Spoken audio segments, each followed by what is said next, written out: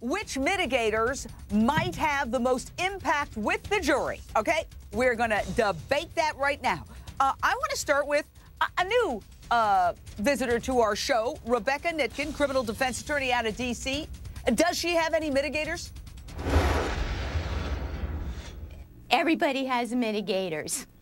It doesn't matter who you are, there's mitigators. And the Criminal Code of Justice certainly recognizes diminished mental capacity, which she definitely has. And even the experts for the prosecutor said that she's got borderline personality disorder. Now, the question is, does anybody care about whether or not she's a good friend, etc.? And the answer is no, they don't. As a defense attorney, there are complications here because Jodi went on television and told everybody she wanted to die. The defense attorneys are now in conflict with their own client. Defense attorneys must not let their client die. So there's an immediate conflict. The next thing is... Well, let me bring in Wendy Murphy with that. We know that her attorneys tried to get off the case after she was found guilty. Right. And undoubtedly, one of the reasons has to be, or I don't want to speculate, but it seems likely that it's because she was giving this TV interview where she kind of threw them under the bus and was not complimentary toward them and said she wanted to die. The judge denied their request to get off the case. So are they going to be half-hearted now? Because even before we knew that, we said, wow, some of their actions seemed a little half-hearted, and then we found out, oh, well, they just tried to get off the case. No, whoa. Let's be clear about what's going on here. There is no doubt in my mind that this is all a defense strategy, that the defense attorneys are quite on board with all of her little antics, and that one of the things they were doing there by letting her go out there and say what she said, and you described all of the quote-unquote problems very well, so that would give them the basis to then go in and say, motion to withdraw, Your Honor. All tactical, please. The judge has seen that before, I have no doubt. Oh, my gosh, you are cynical. You really think that this is all part of a strategy? That yes, but let me tell you they didn't have a fight with her saying, don't do the interview, don't go on TV? Dear, let me tell you why. I know it seems a little weird, but the whole purpose of the defense in this case is to save her life. One of the ways they set up the appeal, if you will, is to create these things now that will give them time to argue and complain and appeal. And at a minimum, every year that she lives, and I do believe she will be sentenced to death, there's no doubt in my mind, but every moment, every year she lives, which means lots and lots of appeals, is a victory, in a sense, for the defense. And they're just building that strategy right now, I have no doubt. So much more to debate and discuss, and also we're going to play more of the gut-wrenching victim impact statements from the brother and sister of Travis Alexander. We'll be right back. How much did he suffer? How much did he scream? Travis was our strength, our constant beacon of hope. Major impact on me. It's even invaded my dreams. I have nightmares about somebody coming at me with a knife and then going after my wife and my daughter. When I wake up, I cannot establish what is real, what is a dream. I've even gone through the house searching through rooms, shaking my family to wake them up to make sure that they are alive.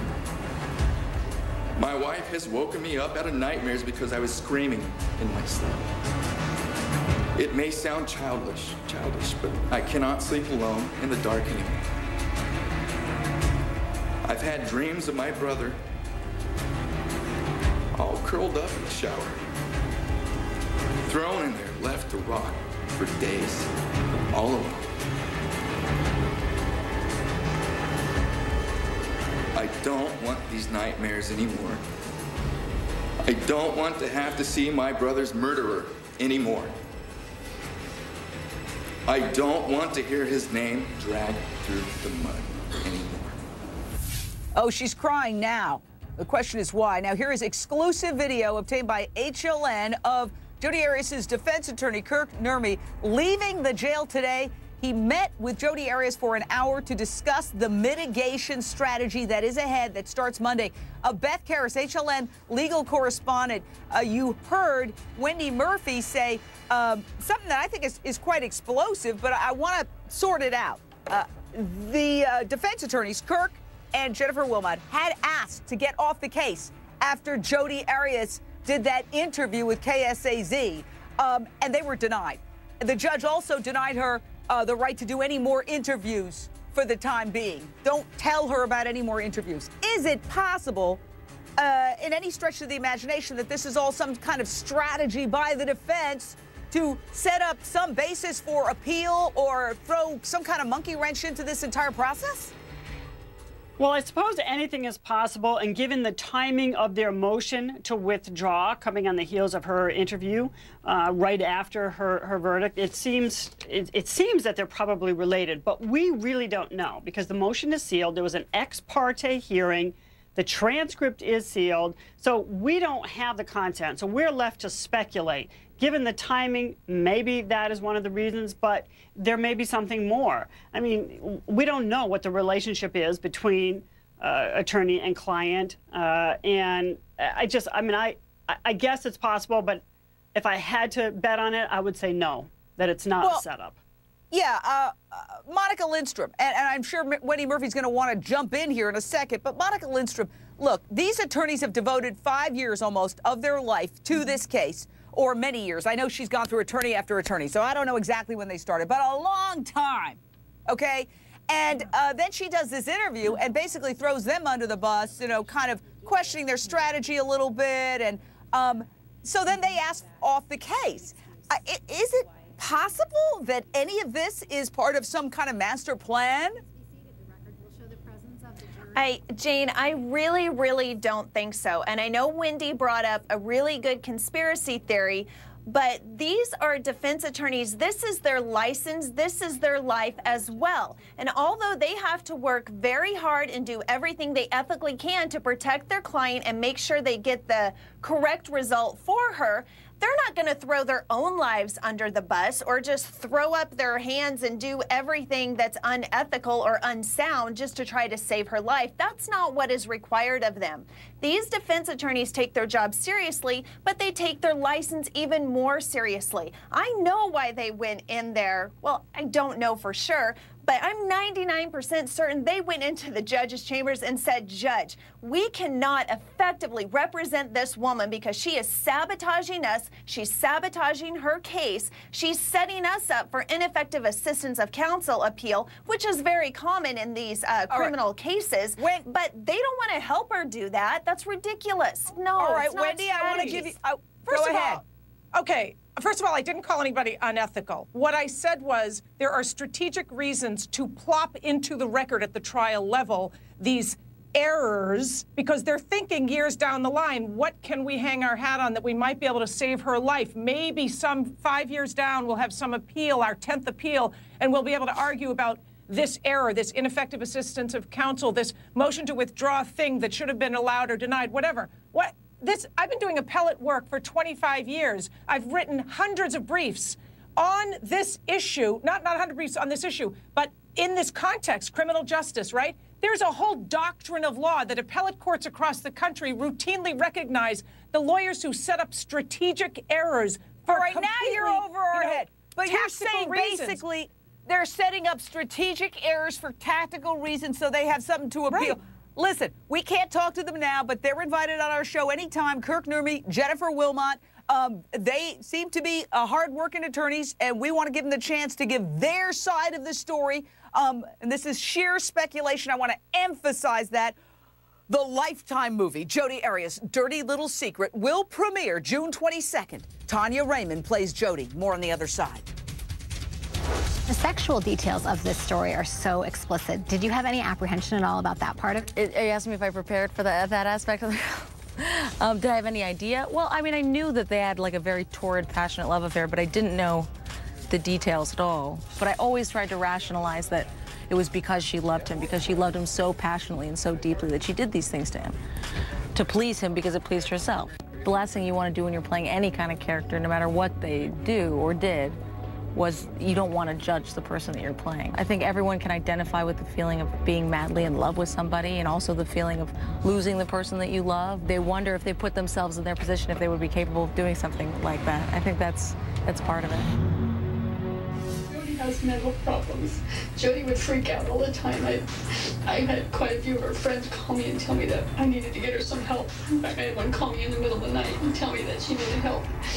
Jodi would call me. We don't have a good relationship, me and Jodi. Yeah, your husband kind of told me about the relationship. And she would call me in the morning all happy and call me an hour or two later in tears, crying and sobbing about something she didn't want to talk about. And that happened constantly. And her friends saw it too. And I had one friend call me in the middle of the night, and he even called a hotline for bipolar people. Said Jodi's bipolar and she needs help, and that's why we talked her into coming back up here so she could be around family. Let's debate it. Is mental illness the missing mitigator? Should the defense play this clip and argue she's mentally ill? Yes, Jane, she really should. It's really crucial. This is the one piece, I think, that she can actually gain any traction with. This is such a somber, tough part of a case that we're asking a jury here to impose the death penalty. And so this is something that I think she actually can hang her hat on, that if there's any chance of saving her life, this really is it.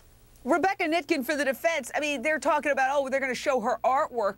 Artwork? Talk about the fact that she's got borderline personality disorder, or she's bipolar, or she's just not all there. Who cares about her artwork? You know what, Jane? You're so right about that. But listen, in every single court in the whole United States of America, sentencing is the same. There are virtually only 4 sentencing theories. The first is deterrence, and there's deterrence for the general public, and that is any single person who sees if you kill somebody, you watch what happens to Jodi Arias, and you're not going to go out and you're not going to kill somebody. Then there's special deterrence, which is for Jodi Arias, but if there's something wrong with her, if the model penal code says that she has diminished mental capacity, which doesn't rise to the level of not criminally responsible, which we already know that she's way past that, then you get to use it as a mitigator, and then you say deterrence doesn't even work. Yeah, let me go into Michelle Suskauer, because I didn't hear that, Monica Lindstrom, I did not hear that stressed in the opening by the defense of this mitigation process. I didn't hear them stress she's sick, she's not all there. They made some vague reference to borderline personality disorder, which they had already argued against because that was a prosecution theory. I mean, have they dropped the ball on the mental illness? Jane, that is such a great point, because that is something that they could sink their teeth into, because they've had 4 experts up there talk about her mental issues or her mental sickness or disability. So it could be helpful to them, but that jury has been sitting there through the whole trial. They saw how she spoke to them, and they also listened to every expert, and none of them said that because of her mental abilities or diminished capacity, she didn't know what she was doing. She didn't know it was wrong. She could have not done this. You don't hear anything like that. So there's only so much they could use with it, but considering they were reaching for all of these mitigating factors, because some of them are just, I can't believe they came up with, they should have used that one. Thank you. I agree. On the other side, we'll continue to debate what is going to happen next in this crucial mitigation phase. Will Jodi Arias live, or will she die? Has been proven. She should have known. She should have known how much she was suffering. It might change my memory. She was functioning under this mental defect. All night, divine. This knife, this woman, and this blade coming towards him.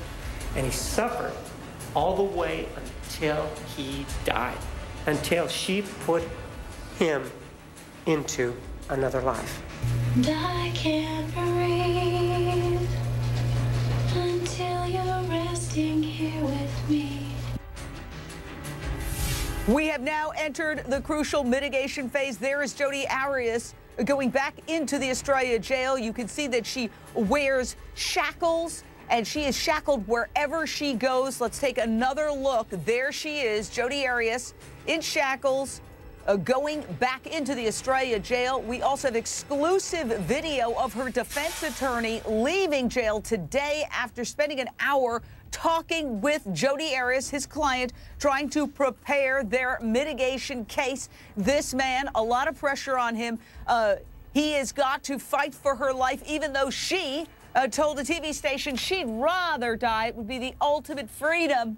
But then he says, yeah, but she's still going to ask for her life in front of the jury. Which is it, Jodi Arias? Meantime, Travis's family, they are not by law allowed to ask for the death penalty when doing their victim impact statements. But if you listen closely to Travis's brother, Stephen, he seemed to send a clear message to the jury about what he would like to see happen. The nature of my brother's murder has had a major impact on me. It's even invaded my dreams. I have nightmares about somebody coming at me with a knife and then going after my wife and my daughter. When I wake up, I cannot establish what is real, what is a dream.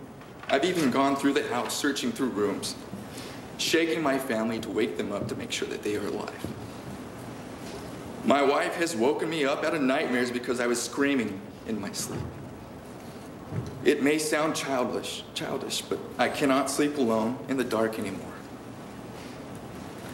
I've had dreams of my brother all curled up in the shower, thrown in there, left to rot for days, all alone. I don't want these nightmares anymore. I don't want to have to see my brother's murderer anymore. I don't want to hear his name dragged through the mud anymore. Let's debate it.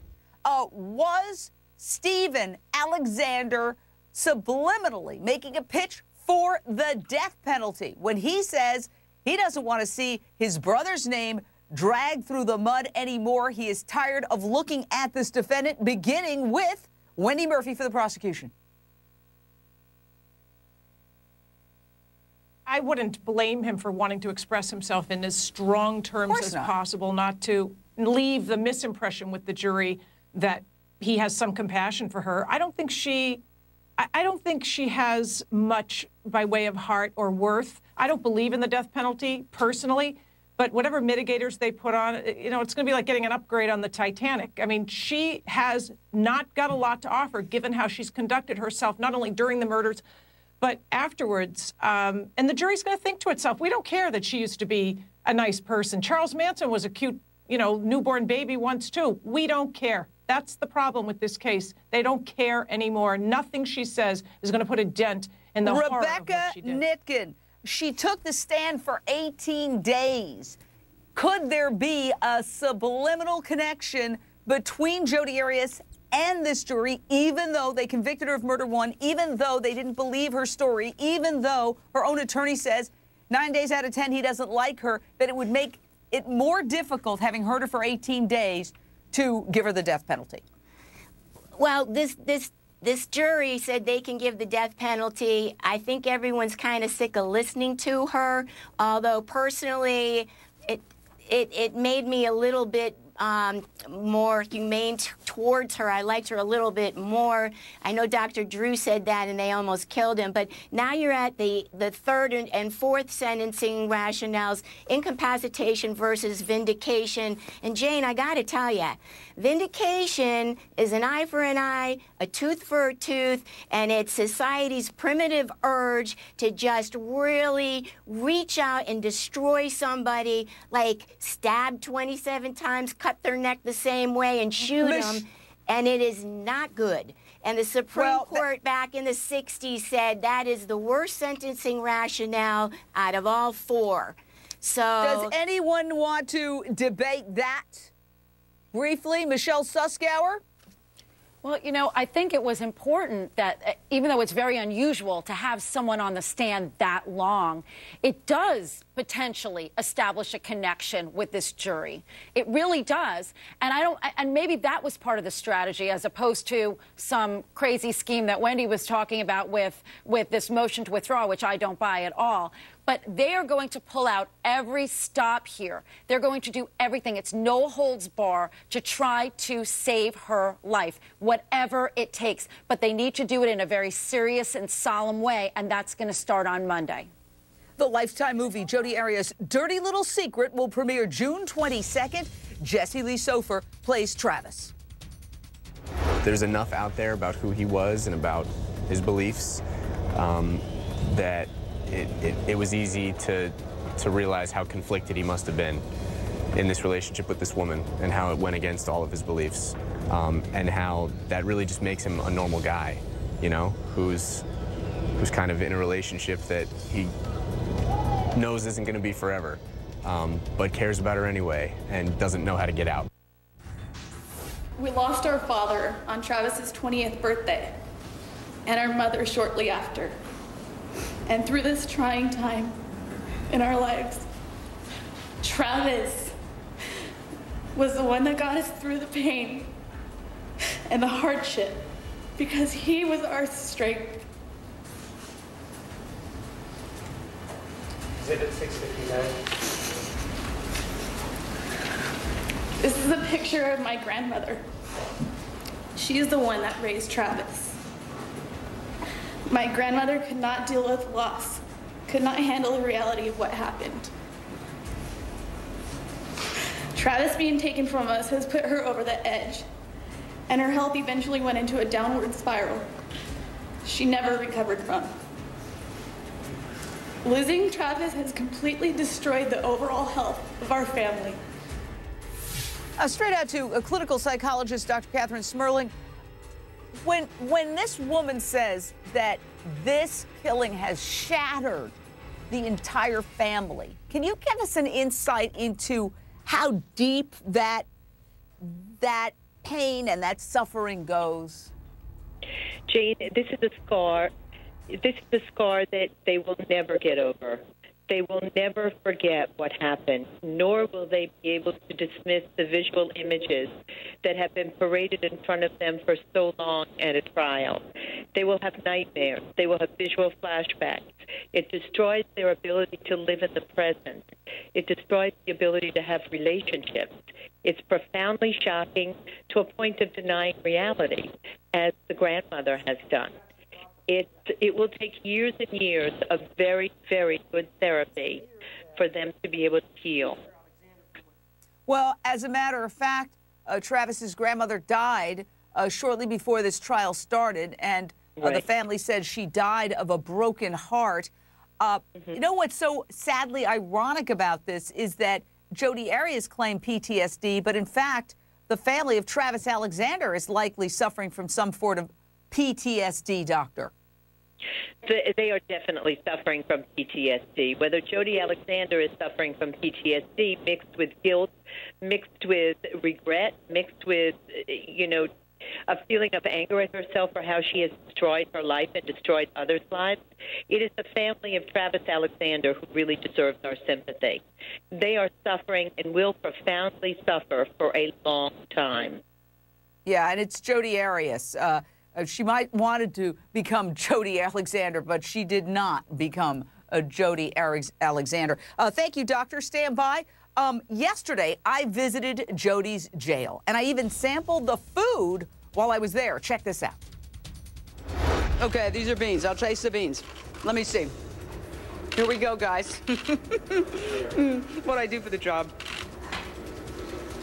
Not bad. Not bad. You know, flavorful. Don't record her. I kind of like it. I like it.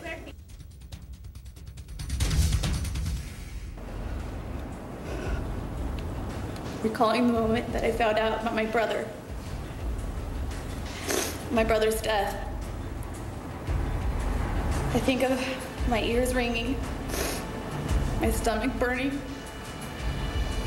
and this idea that this can't possibly be happening.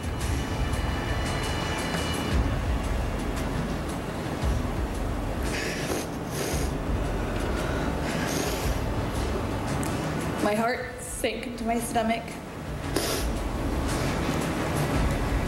She said, "Samantha, you need to call me back.